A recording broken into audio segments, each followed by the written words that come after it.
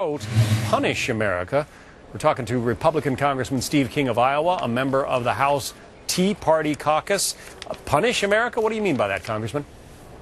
Well, when the president came out the other day and said that he couldn't guarantee that Social Security payments or military pensions would be paid, that was just, he had to know that wasn't the truth. It was misinformation provided to the American people for a specific purpose. That was scaring seniors. He's the only person on the planet that can guarantee that pensions will be paid, the military will be paid, that we'll service our debt, and that Social Security can be paid.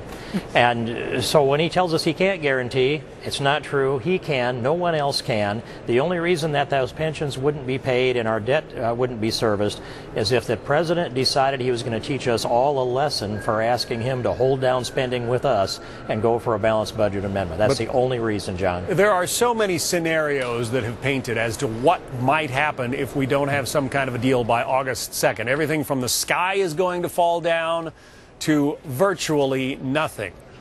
How do you see it? What should viewers honestly believe about the effect of not coming to some kind of an agreement?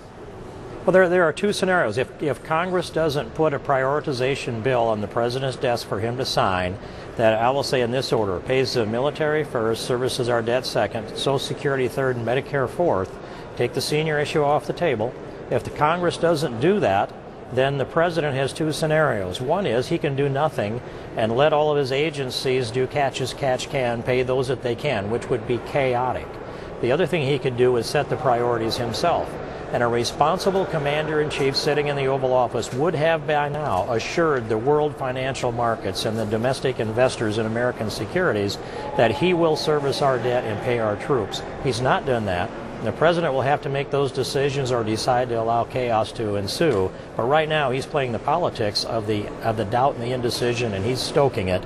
And I think it's irresponsible of the commander-in-chief to do that. Well, there is a lot of doubt out there. We had some poll numbers up earlier, and I want to share them with you again now. When asked whether Americans thought that this was going to be absolutely catastrophic if Congress fails to raise the debt limit, only 39% said yes, 55% say that it's all exaggeration. Does that pretty well square with the things you're hearing from the folks in Iowa?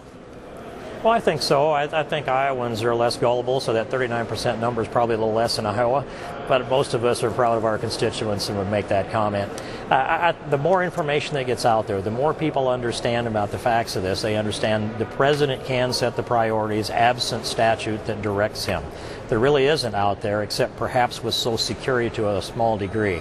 So the longer we talk about this, the less public fear there is and the less leverage the president has to push for a high debt ceiling increase. That's really the bottom line, John. And I think that, I'd ask the speaker's waiting to come out and do his press conference now. He might contradict everything I've said in the next 5 minutes.